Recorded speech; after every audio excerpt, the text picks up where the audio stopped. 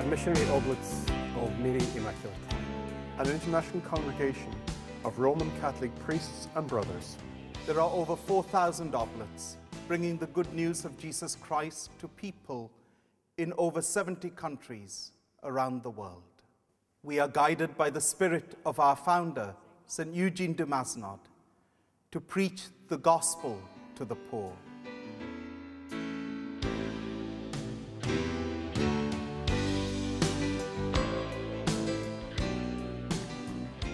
When I've had the opportunity to meet Oblates and to hear what they're saying, to hear how they're living, it's different experiences, it's different situations, but there's the same openness, that same joy, I would like to think, of the gospel, a joy that comes from believing in what you're about.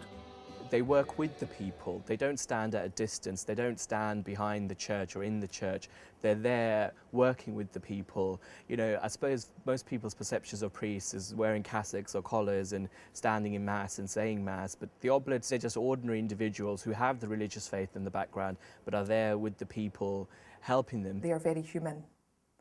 They are very open, and they're ordinary men. And you see that side of them, and you see that humanity, and you see the personality, and you really actually get to know the person behind the collar, if you like. I think what I see in the Oblates are a group of men who are committed to making a difference in some way by being there as listening ear to people. They have that compassion. There's something really different in a special way about the Oblates, that they don't see themselves removed from the parishioners or from the community. But there's something about the Oblates that I think they have time for people. And everything they do is focused on people. It's not focused on the church as an abstract thing. It's focused on the people within it.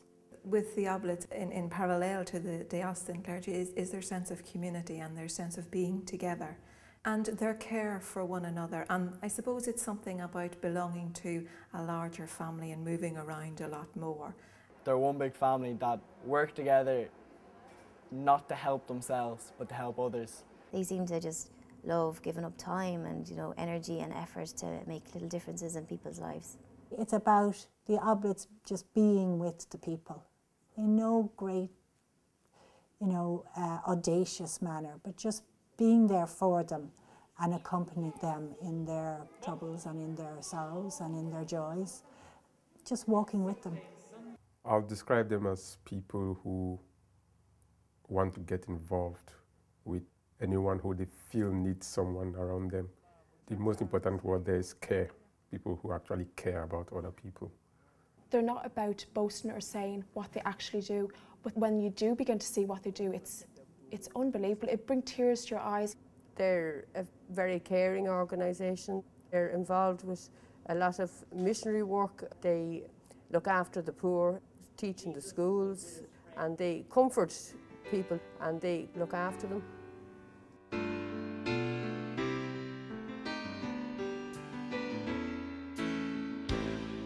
Serving the gospel as an oblate means serving the world, serving the church throughout the world.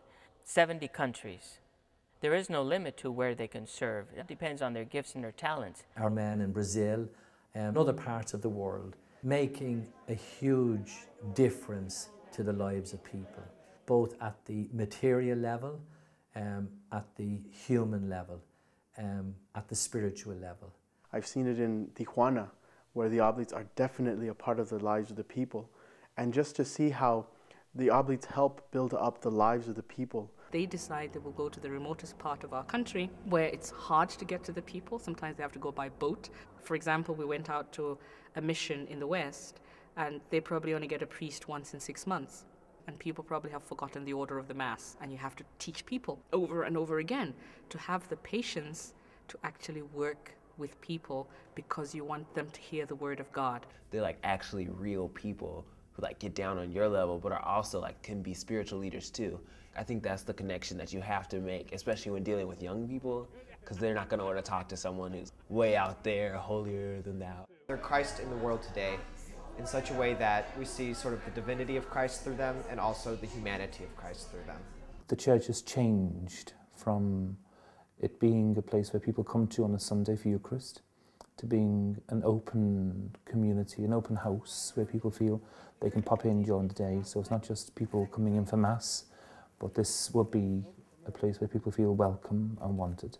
And we provide quality service to the people from this community who may not necessarily want to go inside the church building, but will come into the New Life Centre. So it's outreach, I think. I do have a particular passion for prisoners because it's something to do with the prisoner's own experience of redemption. I suppose that's the message that I try to get over to the guys in here. That in actual fact, they could be like Eugene, and so they come before the cross and know that they're loved by God and forgiven. Whatever way God works, it's not one-way traffic of the priest or the oblate evangelizing people, that in the whole process, in the whole journey, we are being evangelized just as much as we are evangelizing. If you go to England, Ireland, Scotland, and you go into every one of the major cities in those places, into the guts of the city where the cops are scared to go, you'll find the Oblates there. And I'm proud of that. I'm proud of our guys around the world. I'm proud of where we are as a community. I'm proud of our work, and I enjoy the work.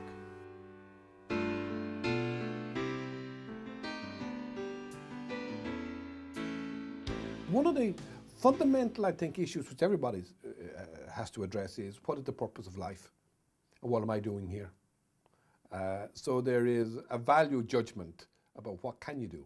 And for me, it was, helping people to get to God.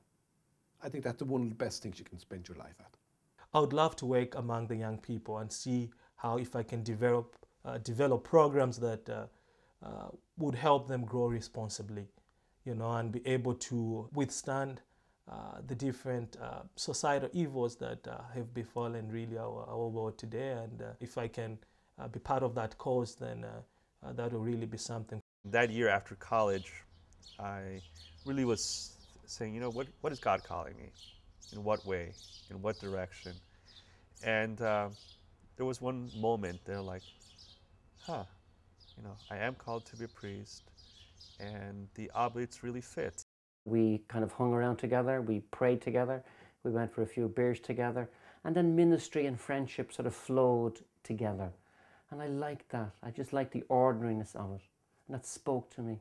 It's the quality of a person's life that's so important, rather than, if you like, their particular skills or qualifications or titles. And I recognise now more and more, if a young man wants to commit himself to the Oblates as a brother, there is no shortage, there is no limit to what he can do, what he can contribute.